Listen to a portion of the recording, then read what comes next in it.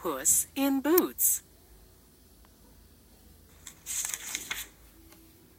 There was once a time when an old miller had 3 children.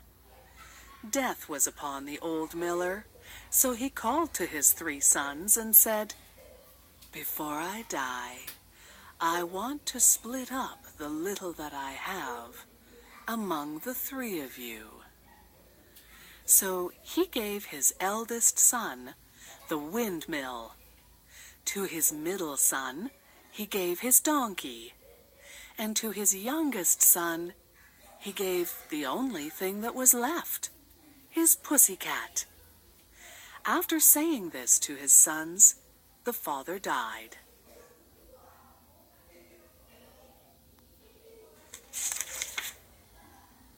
While the 2 older brothers set out to exploit their inheritance, the youngest brother was disappointed with his gift. But this was no ordinary feline.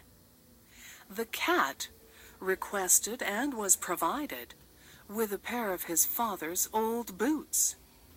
The cat put on the boots, and they both left to roam the world. While they were on their journey, they sat to rest a moment in the shade under a big tree.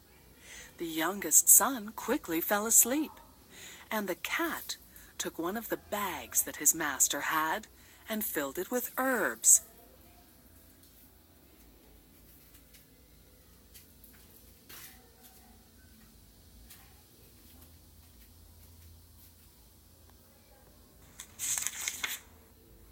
The cat left it sitting open on the ground. A curious rabbit saw the bag filled with herbs and was very impressed by the color of the herbs. The rabbit then went inside the bag to get a closer look at the herbs. As soon as he did, the cat pulled a string, trapping the rabbit inside the bag. The cat then strapped the bag to his back and headed out toward the king's castle to give the bag to the king.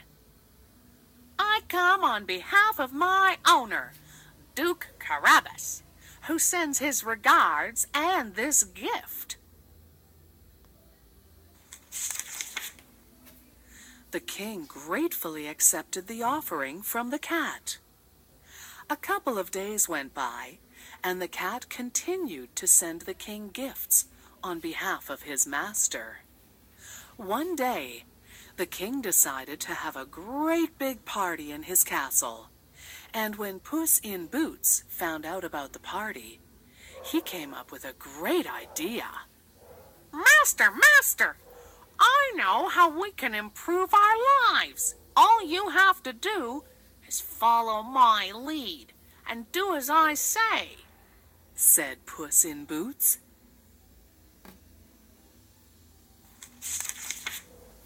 The master did not really understand what Puss in Boots was up to, but since he had nothing to lose, he agreed to go along with it.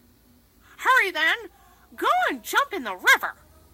At that moment, he heard carriages off in the distance. It was the king and his daughter. The cat hid the clothes under a rock and jumped up and screamed at the top of his lungs, "Help! Help us, please! The Duke Carabas was bathing in the river and had his clothes stolen! Help!"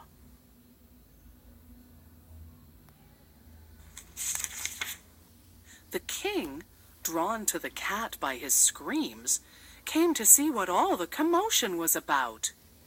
The king, thankful for all the gifts he had been given by the cat, had the young man brought from the river, dressed in a splendid suit of clothes, and seated him in the coach with his daughter.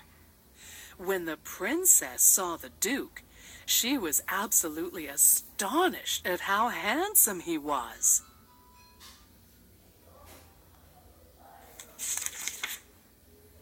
Puss in Boots, always one step ahead of everyone else, ran into the nearby towns and told everyone that if the king asks, these fields belong to Duke Carabas, and that's exactly what they did.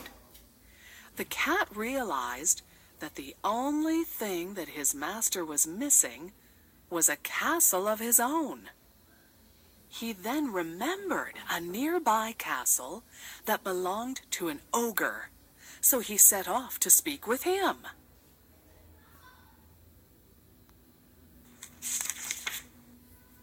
Mr. Ogre, I have heard what kind of powers you have, but I have come here today to see if it is really true.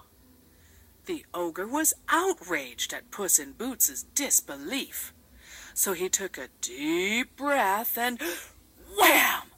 He turned himself into a ferocious lion.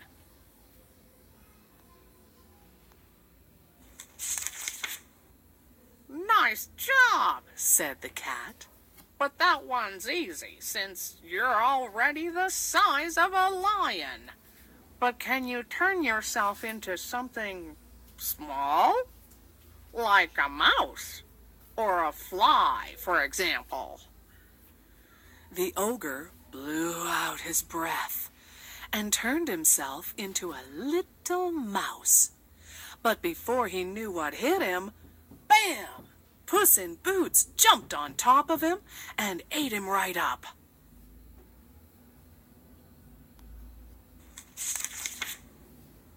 At the same time, he heard the carriages passing by, and he went.